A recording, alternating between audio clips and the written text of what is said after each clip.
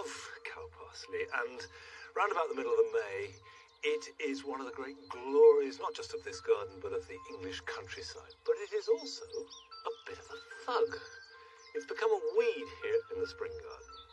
And whilst I don't want to get rid of it, I do want to slightly thin it out because other plants struggle to compete with it. Mind you, you'd be pushed to find anything that would swamp the crown imperials. These are the kings of the garden this Easter. But you don't have to look very far for delight at this time of year. The garden is just filling with glory. Mind you, it's filling with work too. And that's just as well, because we have a full hour in which to relish the garden this Easter time. On tonight's programme, Nick Bailey has got all you need to know to get your lawn looking immaculate for the season ahead.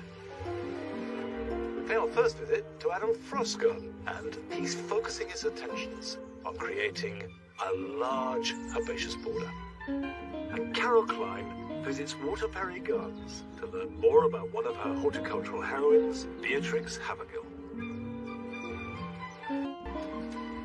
And of course, we've got lots more to come from Longmeadow. Come on.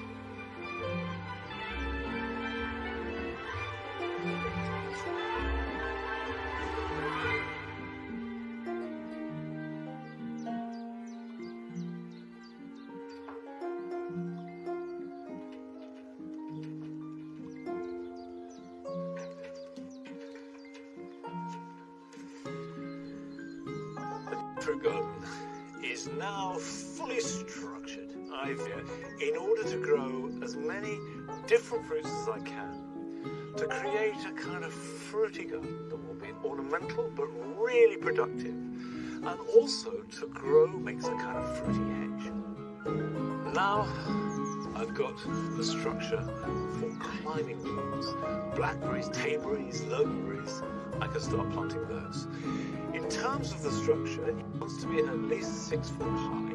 So if you're using posts, these are 8-foot posts, which are 2 foot in the ground. They're also chestnut. In practical terms, chestnut rots very slowly in the wet, but you can use metal if that's what you want, and you can certainly grow them up against a fence, as long as it's nice and strong and 6 foot tall. But I have used these wires because you do need this wire with strainers at both ends, which means you can tighten it because wire inevitably slackens. Right, I'm going to start with a tayberry. Tayberry is a cross between blackberry and raspberry, which was made in 1979. And they're an improved version of the loganberry, so that they are big fruit, they're juicy, they have the vigour of a blackberry, but a lot of raspberry about them. The fruits, of course, are bright red. But I will only plant one to each bay.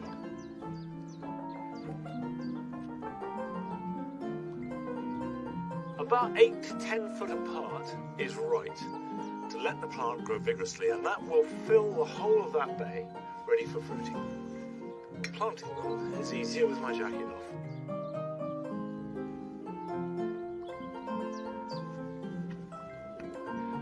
The ground has been dug and some compost rotivated into it. But what you do want is quite good pitch. So if you've got wet, heavy soil, you may need to add some grit or sharp sand, and any organic matter is going to help. I have got some mycorrhizae, because that will help them get away. We add a little bit onto the roots, like that, a little bit at the bottom of the hole to get them away. That little plant will grow new shoots from the base. We won't get any fruit this year. The shoots that grow from this will give us fruit next summer. So I'm just going to have to be patient with that. Tayberries are not easy to get from a supermarket because they're not really grown very much commercially. They're ideal for growing at home, and I think they're absolutely at their best as a jam.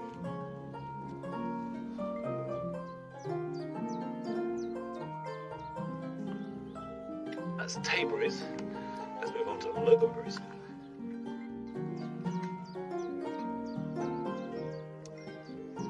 Loganberries were an accidental hybrid.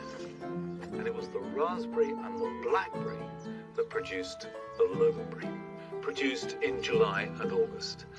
Not as good as a really good raspberry to eat fresh, but when cooked in any form, stewed, crumbled, jam, they are delicious.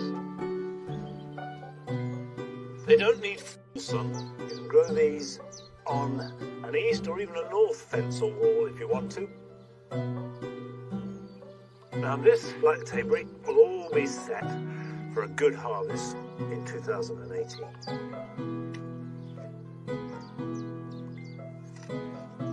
The advantage of growing them is the varieties tend to be much less prickly, the fruits are bigger, and they're earlier too. You can have blackberries at the same time as raspberries and Tayberries and Loganberries. That's really easy. Just two more things that must be done. The first is to give each plant a really good water.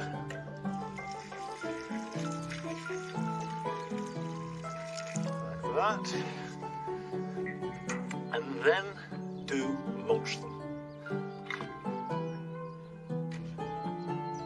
A really generous mulch will suppress the weeds, keep the roots cool as they grow, and gradually will be worked into the soil, and that will help soil structure.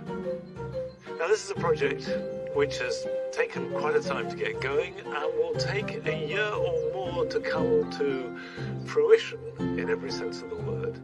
But Nick Bailey is starting a series of weekend projects that everybody can do. And he sets out with how to make the most of our lawns.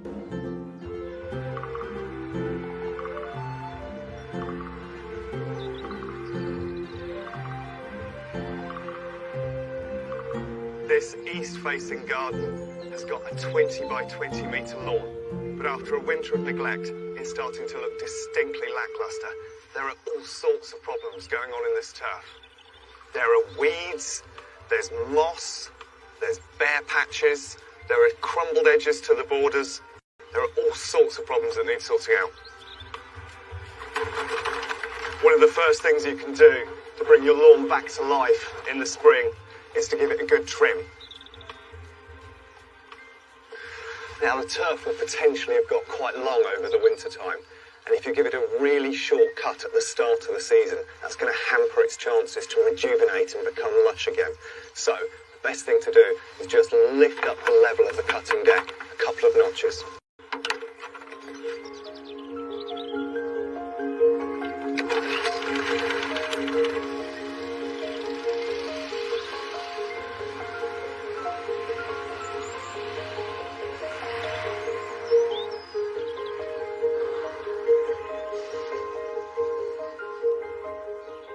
Now, regular mowing will take out most of the nasty annual weeds that you get in the lawn, but there are certain perennial weeds that the mower isn't going to eradicate.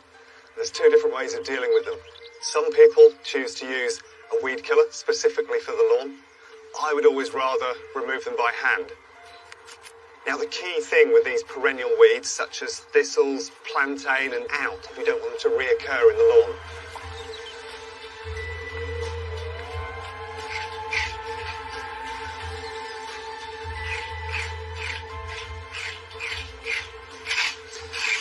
Is one of the lucky is it doesn't have great roots, so it's quite a square metre of lawn I've gone through that was really quite infested. So with that gone and some of the old thatch and dead pieces of grass in there, the lawn's going to be a happier, healthier place.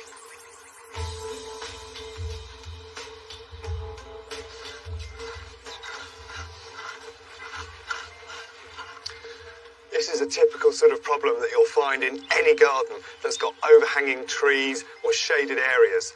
What's happening is the turf is being deprived both of light and of moisture, and so it's died out over the winter. And the easy solution to this is to prep up the ground again, open it up with a rake, fresh seed into there, so just a shade mix will work really well. Now usually, with sowing grass, you'd probably rake this seed back in, and I don't want to disturb the old roots or the ground anymore. So what I'm going to do is to use some ordinary garden soil and just do a very light sprinkling across the surface. And that's going to help in two ways. First of all, it will reduce the chances of birds coming down to eat your new seed. And secondly, it means there's a bit of additional moisture which will help them to germinate and establish.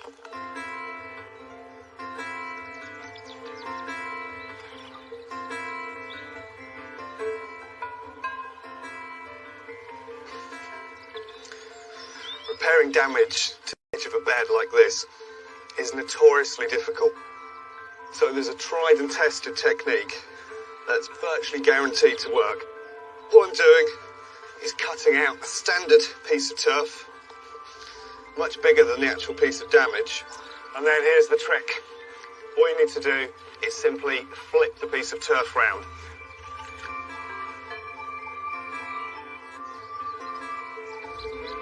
What you're left with is a gap at the back here, which was the original hole, or the dead patch.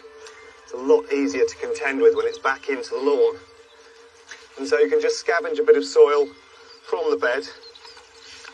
And then I'm just going to use a standard ryegrass, sprinkle over those gaps. And then all you need to do is keep it well watered over the first few weeks. It'll quickly establish. And you've got a lovely, fresh, solid edge to your bed.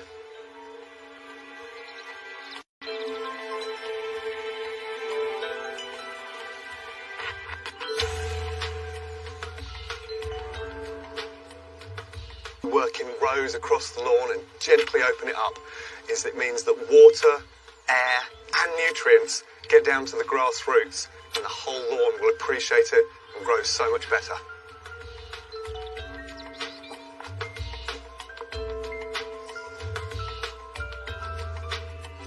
While I was running repairs at this time of year, it's worth giving your lawn a feed. It'll help prevent it from getting pests, diseases, and it also helps knock back some of the weeds because the grass is so much lusher and so much stronger. And the best time to try and do this is just before rain is predicted or when the ground is really wet. And then the fertiliser will work into the soil and make sure you have a really lush lawn come summer. But taking a few hours at this time of year to feed, weed and repair will virtually guarantee that you'll have a lush patch that you can lie out on in summer. Now that's got to be worth it.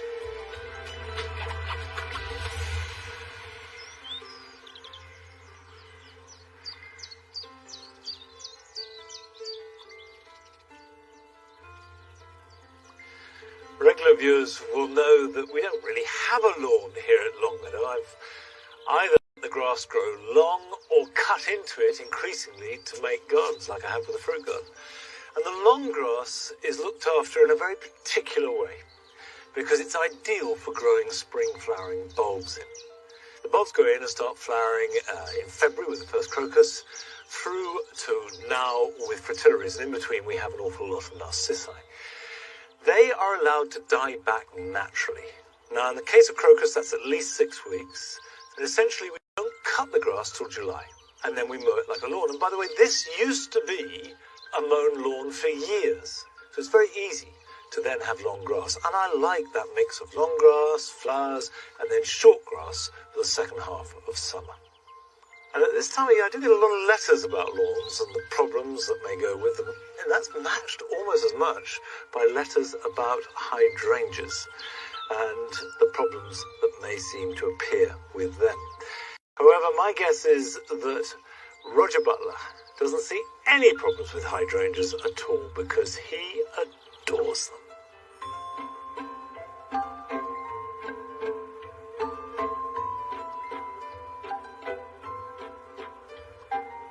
Well, I started growing plants when I was 8. My aunt grew chrysanthemums and dahlias and I quite liked them, and I started growing them myself.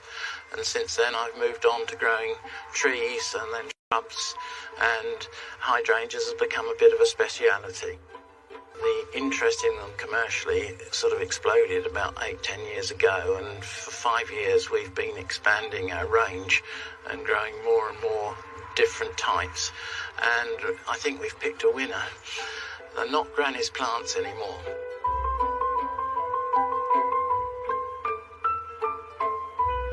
So many ladies have them in their bridal bouquets these days, and then they become and have a sentimental value to them for the rest of their lives.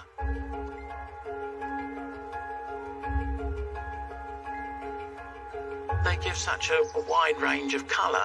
You know, they start flowering naturally in the spring, and you've got colour right the way through till the autumn, and you can actually cut and dry the flowers, so they have a real long lifespan in the garden. The bunch of hydrangeas that I've just cut feature some mop heads, which is this type of hydrangea, and 2 lace caps and 1 double-flowered variety. This one here is a mature flower of a variety called Berlin. The next one here is Glam Rock, which was the plant of the year a few years ago. In America they call it pistachio, which I think is quite appropriate. I've got a small petaled variety, which is Aisha, again a mop head. This is Rottelkirschen, a German variety lace cap, very nice, reliable, quite easy grower. In England, lace caps sell better than mop heads, and on the continent they struggle to sell the lace caps and everyone wants a mop head, but I like them all. I'm sorry, you're going to struggle to pin me down to one variety.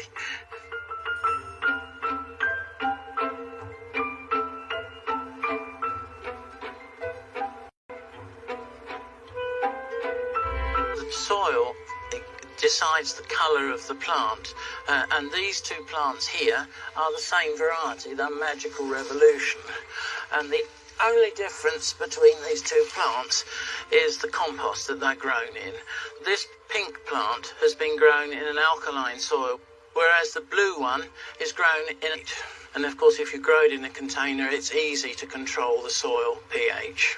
And if you plant them in your garden, it's pretty much pot luck as to what colour they'll be in the coming years. They'll probably say blue or pink for the first year, but as the soil affects them, they'll go to whatever the soil type allows. Your best bet, if you want a hydrangea that stays the same colour, is to plant a white one, because the acidity or alkalinity of the soil doesn't affect the colour.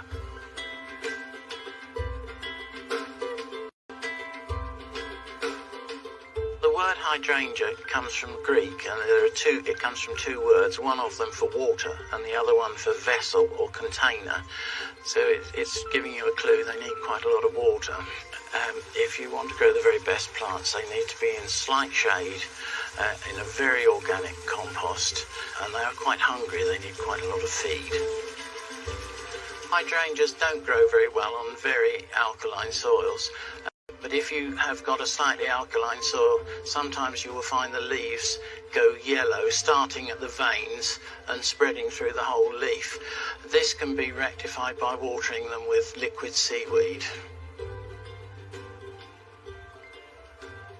Paniculatas are fine in full sun. They'll grow virtually on most soils. Some of them grow to 10 and 12 feet.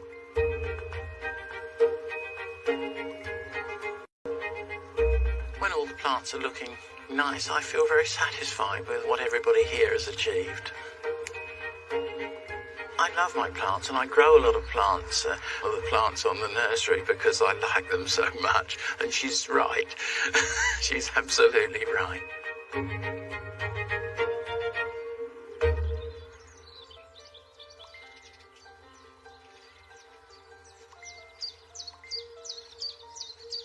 I will confess that I'm a fairly recent convert to hydrangeas. I was sort of brought up with them as my grandfather, who always called them hortensias. And they are really good plants for adding texture and colour and flower to shade. They're woodland plants, but to get the best from them, you do need to prune them right. Well, the thing to remember, there are 2 types of hydrangea.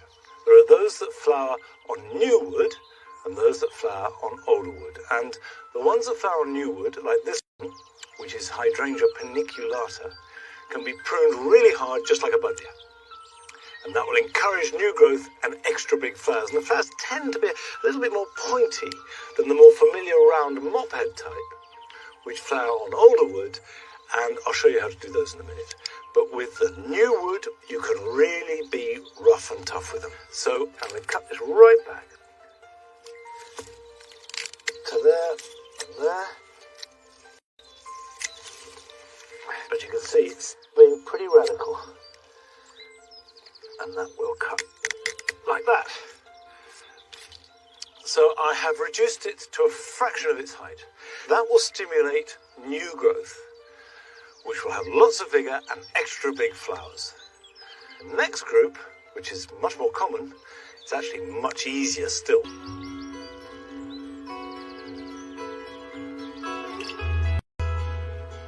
Nothing in the garden matches this pear. This is a Perry pear. And when it's fully grown and covered in flower on an April day with the blue sky, really it matches anything in the world.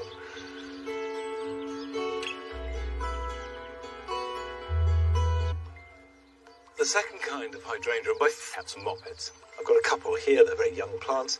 This one is Hydrangea macrophylla Lammoth White, which is a lady cap, and we have Hydrangea macrophylla Madame Emile Mouillère, which is a mophead. You treat them both the same. They've got these very familiar caps of open flowers. Leave those on over winter. Don't touch them. Don't prune them until you see the foliage appear. And for most of us, that's sort of the end of March, early April, depending where you live. And then all you do is cut back the old flower heads and stems, take those back to the next really healthy pair of leaves. Like that. Then go around and even it out, removing any broken stems, any that are crossing, any that are crowded or have died. And then you can reduce it by no more than a third and usually about a fifth. So just cut it back a little bit and that'll do. It's a young plant. I want it to grow nice and big. So it's really simple. If in doubt, leave it. If you're not sure whether it flowers on new wood or old wood, do nothing. Have a look, make a note, and then next year you can get it right. This can seem confusing. In fact, the whole business of learning to garden can seem like a mountain to climb. But all of us have to learn from someone. And if there's an inspirational teacher, someone who really fires you with enthusiasm and a passion for gardening, then it's all much more fun and much easier. And Carol Klein has been revisiting garden heroes. And this week, she's looking at the life of Beatrix Havergal, who inspired a new gardeners.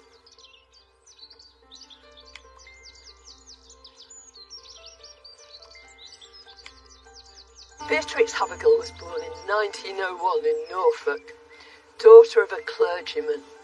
She was thrust into a world about to be torn apart by the First World War.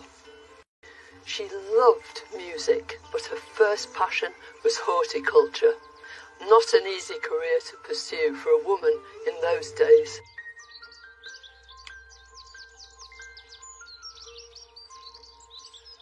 Beatrix started gardening with the Women's War Agricultural with honours. For Beatrix, education meant freedom. In 1932, she established the School of Horticulture for Ladies here at Waterperry Gardens in Oxfordshire.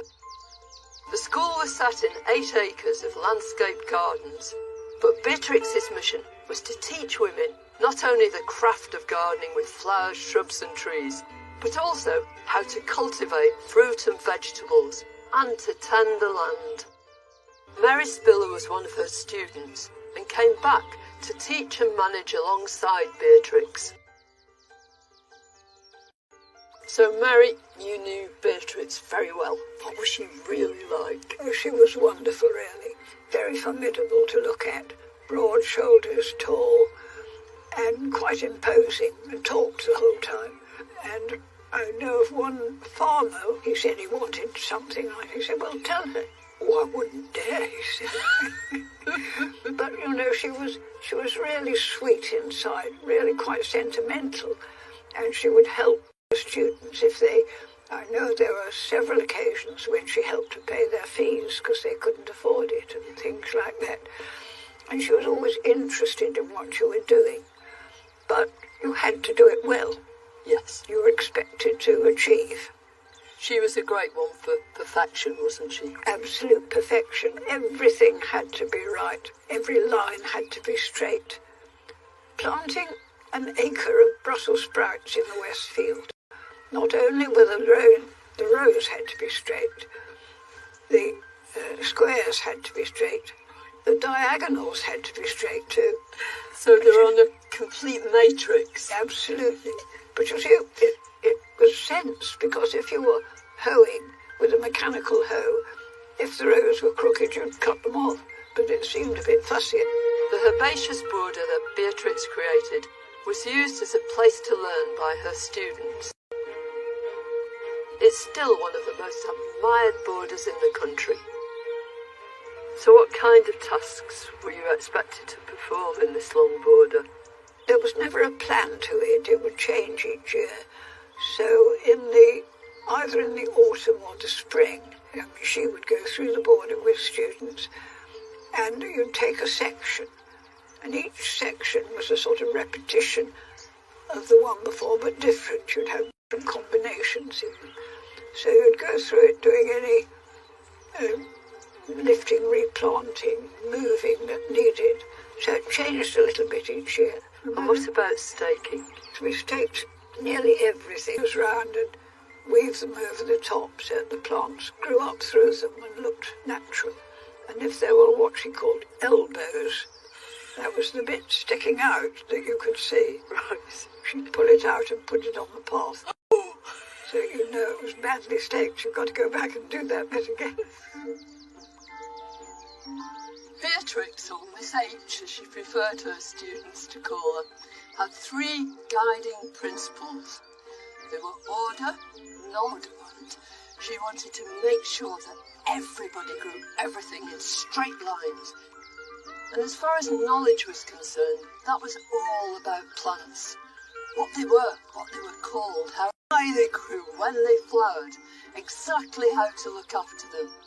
And when it came to skill, and most important of the lot, it was the craft of gardening. How to edge a lawn, how to propagate plants, how to water. She'd have them going along the rows, tapping all these clay pots to see which ones needed water and which didn't. With the equipment she gave them, all this order, knowledge and skill, they were able to go out into the world knowing everything they needed to know about gardening, and with the attitude that they'd go on learning for the rest of their lives. What does water pairing mean to you? Well, it means a very great deal to me. It means a great deal of happiness. I spent very many happy years here. It gave me confidence. It gave me a life, really, somewhere where I felt confident. It was a very, very happy life here. What's she given women gardeners? Oh, she really emancipated them. She gave them a huge amount. You see, the Parks Committee would not accept women gardeners, and she gradually persuaded them, and in the end, her water pairing diploma was accepted by them as a qualification. So really she changed the whole aspect of women gardening. You see, we didn't really feel we were women in a men's world. We were equal to them. You knew you could do it, and that was it. So her contribution has been immense, hasn't Absolutely it? immense, yes. I don't think I can think of anybody else offhand who gave that sort of contribution to women in gardening.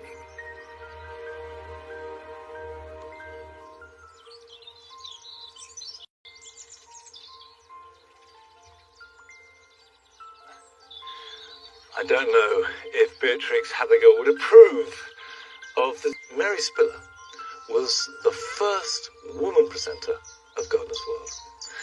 And I'm firmly of the belief that women are naturally better gardeners than men.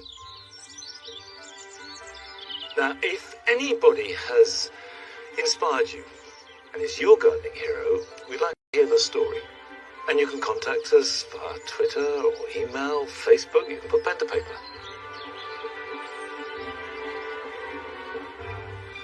There we go. That'll support the bees. Now, there's still masses to come on today's programme. We've got Frances Tophill's plant that she thinks is the most influential in the last 50 years. We pay our first visit to Adam Frost.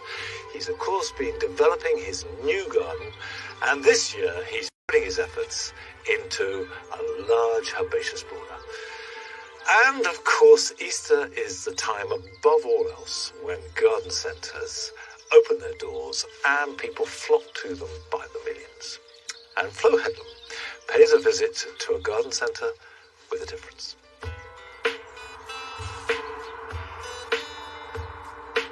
I've come to Hume, enter like no other, and the clue is in the name.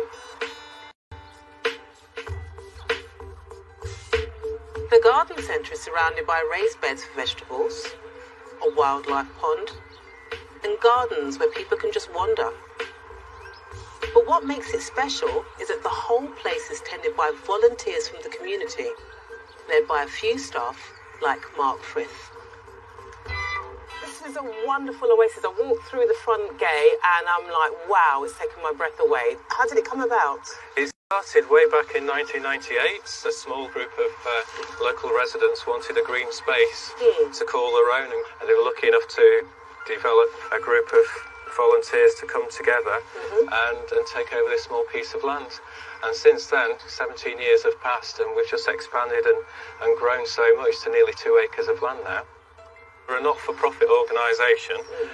All the profits from the garden centre are ploughed back in to keeping the garden centre open 7 days a week. Okay. So who comes to the garden centre? Who uses it? So we have people from all different walks of life, all the way through students to retired professor, who's one of our longest standard volunteers. We work with people with learning difficulties, physical and mental health disabilities, and they learn these skills. So we teach them basics of horticulture, like sowing seeds, pricking out, potting on. These tomatoes that we've got here is a variety called Microtom. Right. Perfect for growing on balconies or windowsills. We've got a lot of students growing tomatoes is perfect because you get the edible crop as well at the end of it. We just have to tell them that they've got to pollinate the flowers as well. Right. Because you don't have insects in your flat to pollinate them. You have to do that yourself. So a little paintbrush going into the flowers and pollinating them around so you end up with your tomatoes. That's perfect. That's right. That's exactly. Sustainability is the motto here.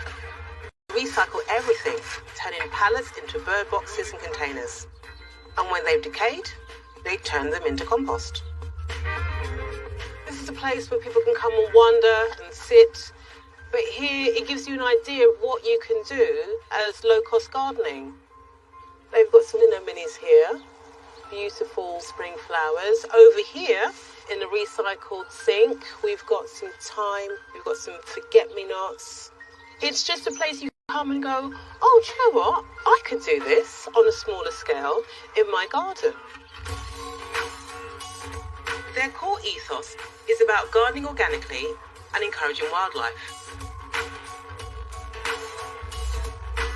Today, it's strawberry planting time, and I'm helping volunteer Victoria to get the plants into their raised beds. How long have you been coming to the centre? 2 years. And what do you like doing here? Planting, woodwork. I like using the power tools more. Oh, do you? What's your favourite power tool? I like tools. The drill. Yeah, me too. Into our planting hole, we're going to put some seaweed pellets, which is a good fertiliser. And then this powder is rock dust, and that's to help with lush growth. What other fruit and veg have you grown and taken home? At the moment, I've got mint, honeysuckle, cabbage. Yeah. And if I'm still in the mood, I can go out and do my gardening. Yeah. What sorts of gardening skills have you learned coming here? Different types of plants and when to plant them. So you get lots of skills from coming here. And it's grew my confidence as well in talking to people. Brilliant. So you're local and you come here to shop? Yes, I do. Yeah. Okay, so what are we looking at today? We're just looking at some plants for some plants that I have. All right. So what do you fancy today?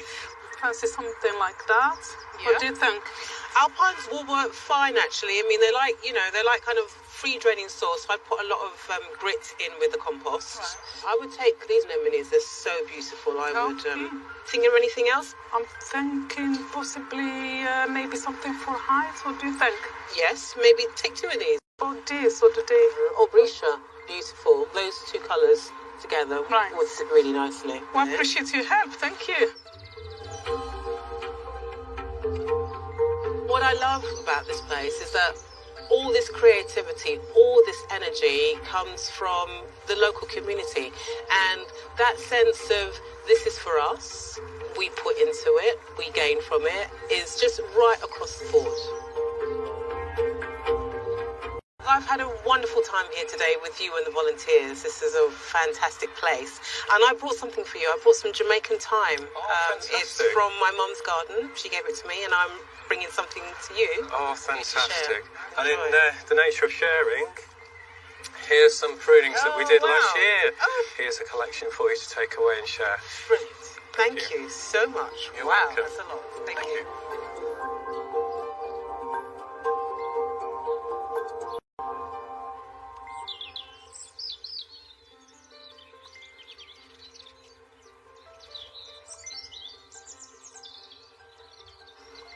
Garden centres, and especially at this time of year, can tap into that incredible power of gardening to heal, to nurture, to foster a community spirit, whether it's just one or two people gardening together or a community at large. It really does work.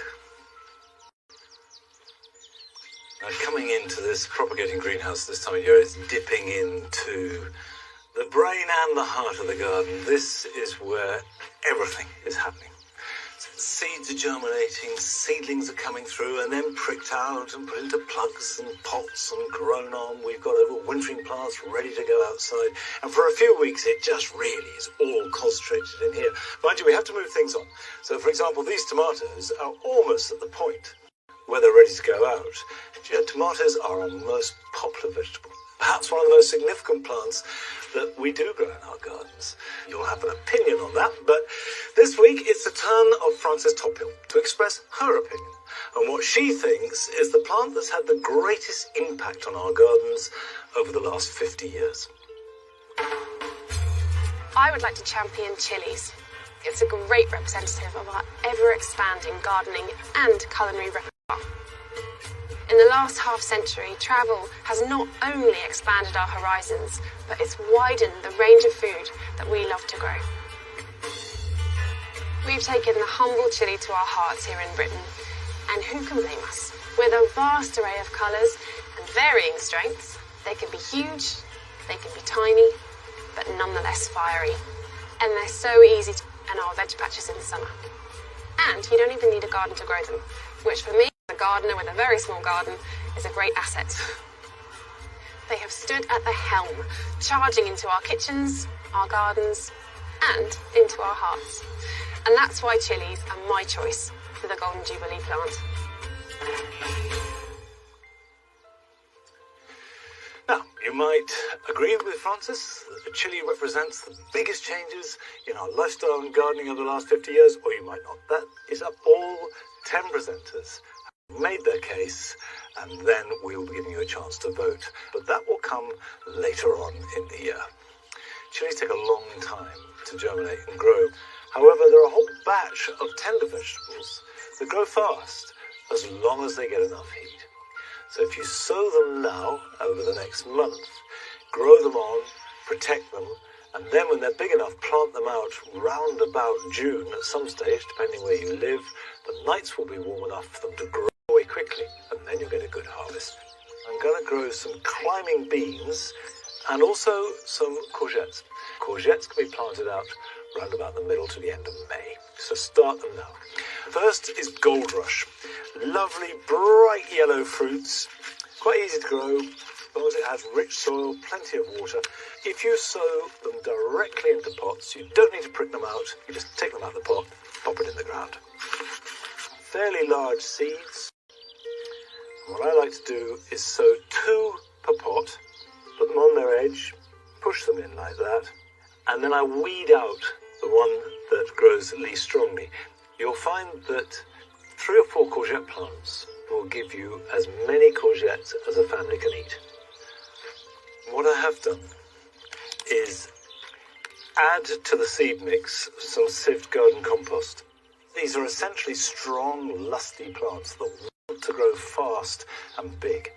So everything you can do to encourage that will give you a better result.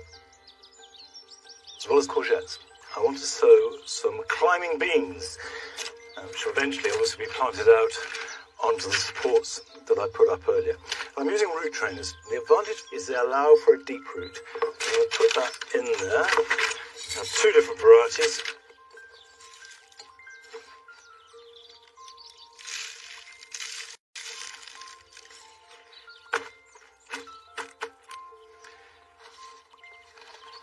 I've got a familiar variety I always grow called Blauhilde.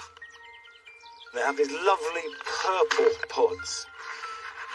And I'm going to sow one bean for each root train. Cover them over. Label them. That can go in there. And this is a variety called Neckar Gold, which has golden yellow pods. So we've got the purple on one side, gold on the other. These are plants that look terrific. You could certainly grow them in the border and they would hold their own with any flower. Pop these in here. So now we've started the process of sowing tender vegetables, which will continue right through into June. And it is much better to be a little bit late than too early with these, because a cold spell in early summer really is difficult to recover from.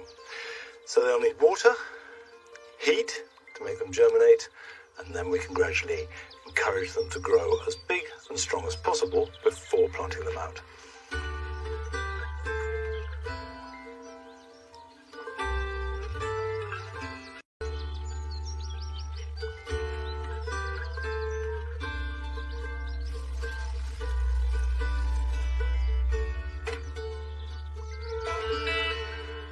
Last year, we watched as Adam Frost created his new garden. And we're going back for the first time this year, as he is about to embark on creating a brand new and very ambitious border.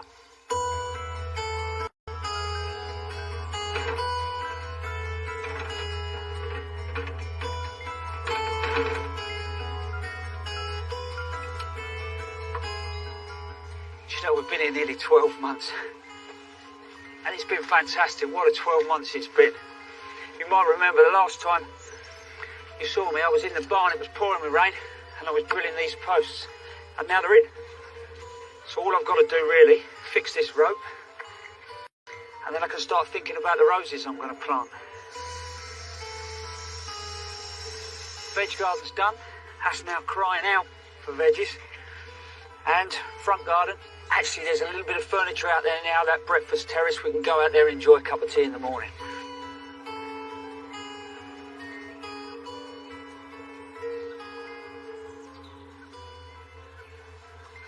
Do you know, there's areas in this garden we've put so much work into. Veg garden, front garden. I keep getting drawn back to this space in this woodland. I really feel like I've benefited from someone else's work.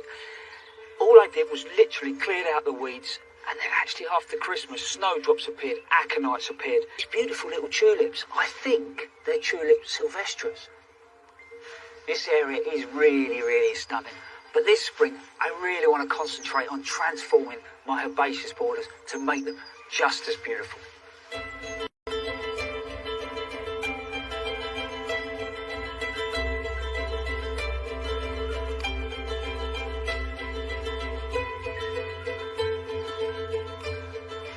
I've got these fantastic borders, lovely big south-facing border and my west-facing border. At some point, these are going to be absolutely rammed full of wonderful herbaceous plants. But the problem is here, though, it's full of bindweed, which, you know, as a gardener, it's one of the most depressing weeds you can have. It grows through things, up things, tangles itself around. You only need the tiniest little bit, you know, and it will just spread itself around. So I'm going to work my way through. I'm going to clear all of the border, and I'm going to cover the border then with black plastic, and then I'm going to mulch on top of it. You don't want to lose the herbaceous plants that are in here. So the plan is to start lifting things. I'm going to put them in pots, put them to one side, keep them there for the season, and make sure none of that bindweed is in that plant before I reintroduce it back into the garden. Geraniums, probably actually one of my favourite herbaceous plants, and so easy to divide. All I've got to do is literally chop through, check it through for bindweed, so that's going to be a good clump of geranium. Tap it down, make sure there's no air pockets. Let's get these across.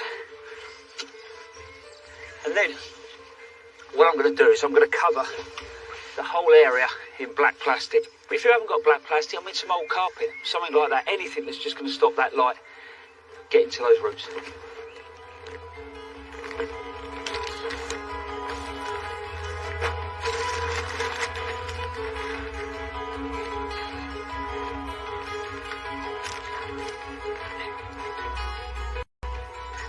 I'm obviously just breaking this down in sections, you know, as this is a big old job.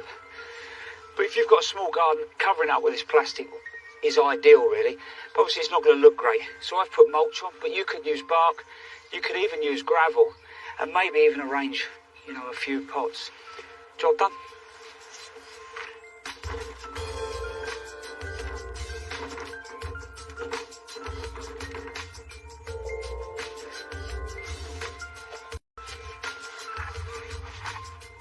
I'm lucky that this border's got absolutely no bindweed whatsoever. So I can get on and I can start planting it. Single dug it, introduced manure, and I've let it just have the winter just to work its way in, which will give me a really, really good base. And then after that, added some manure over the top just to lighten this season, and the worms will pull that in, give the plants a real good sort of start. It's not for timber really, because it's cheap. It's pressure treated, so it's going to last a long time. But realistically, it's going to be covered up by the plants. And all I'm trying to do is stop this soil ending up on this gravel. There you go. That's that done. And now for the fun bit. I'm going to actually start to design and actually create this border. So to give you an idea, the first thing actually I do is pick out all the plants that I want to use in this border. So the colours I want, the textures I want. And I build them up in a mood board. Collect all the images, keep them in one place. And then we measure the border up and we end up with a scale plan. After that, the first thing I do is start to actually add where am I going to have sort of structure through this border. And what you're going to realise is actually it's all about sort of a sense of rhythm, I suppose, with a long border. So you need to get these sort of layers of interest that sort of move you along. And that really doesn't matter whether it's a massive border or a small border. If you've got a smaller garden, it might be that those points of interest move around the garden. But where am I going to get my inspiration from? What is this border really going to be about? And my visit to Packwood was fantastic. I was walking along and herbaceous borders, and all of a sudden I saw this yucca and I saw this phormium, and they were like wow, they'd stood out. But I want to do something different here, and I want the whole garden to have this feeling of food that runs all the way through. So in a sense, my yuccas, my phormiums are going to become edibles. So though it's going to be a stunning herbaceous border, well hopefully it will be, it's going to have these edibles. So, you know, you're going to be out walking herbaceous border, it's going to change through the seasons, and you're going to be able to pick from it and actually then start to use it in the house. But today, what I want to do is actually get the planting in the back of this border. I'm going to add some vines and I'm going to add some more fruits.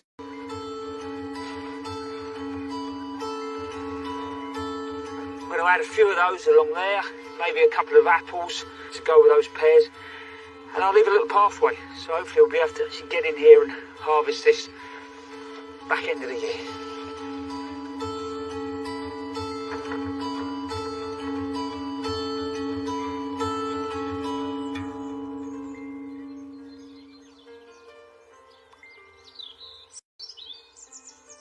Well, boy, do I share Adam's pain. About 6 years ago, we took out every single plant and dug it over inch by inch, taking out every last spaghetti-like thread of bindweed root. You really, really do have to attack it, because bindweed is not the gardener's friend. However, once you've got your bindweed-free borders planted up And herbaceous plants growing lustily, they will need support. Lots of things you can use. You can use strings, you can use canes, you can use pea sticks. But here at Longmeadow, we tend to use metal supports, and we make them ourselves. We buy 6mm steel rod, which you can get from a steel factory. And if that sounds like some obscure supplier, it's not. They're all over the country. Look them up. These are 2.5 metre lengths. And the cost of this is going to be about £1.50. You then need a circular, solid surface. Now, a tree trunk does this really well. You can use an upturned flower pot. I'm going to use this ball here. Line it up so it's roughly in the centre, and just bend it round like that. So you have got a hoop. That's the first dimension. Put them on a hard surface with a board over the top. Stand on it, so you've got your weight over it, and then pull up the legs. Hey presto, you've got a plant support. And you push the legs into the ground, and then you can lift them up a little bit as the plant grows. These tend to last, well, I've got some that we made 20 years ago. They are not going to rot. Right, let's go and use it.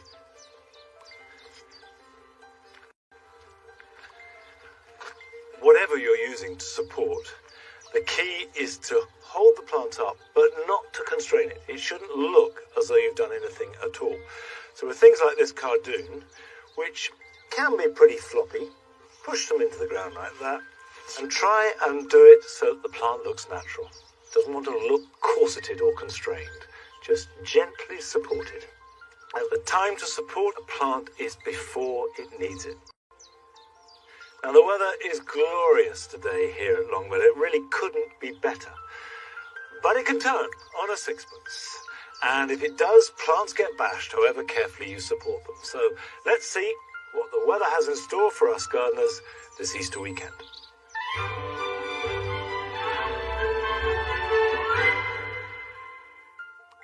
Hello there.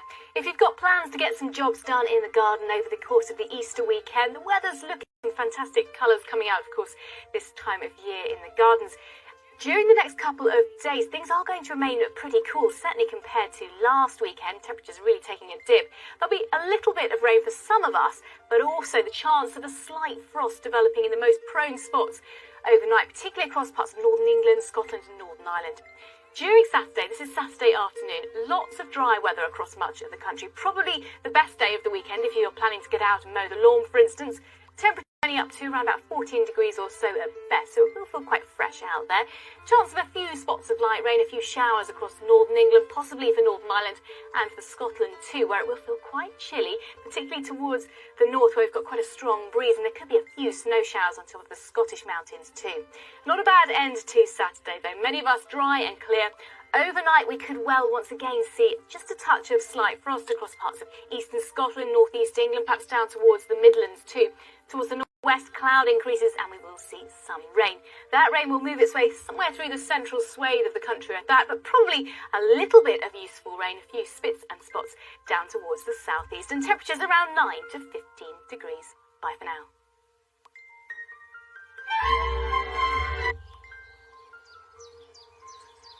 Well, whatever the weather is like and wherever you live, there will be some jobs that you will be able to do this weekend.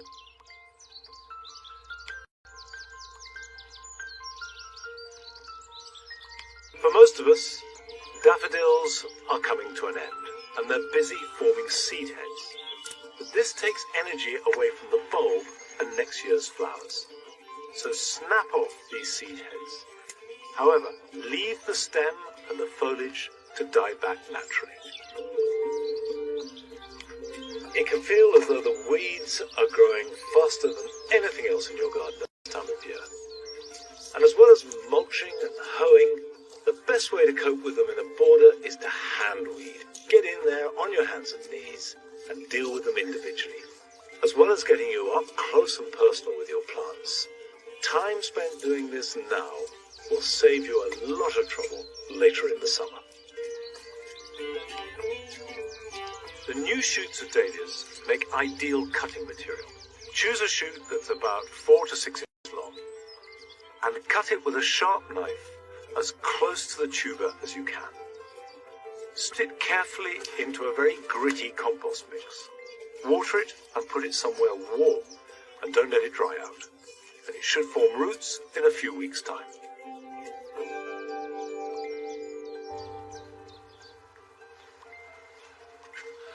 So often wind and the petals are scattered all over the water, and we never appreciate it in all its glory. But not this year. This year I've never seen it look so good, and we've got wonderful weather to enjoy it. But I'm afraid, whatever the weather, there's no more time today. But I will see you back here at Longmeadow next time. Till then, bye-bye.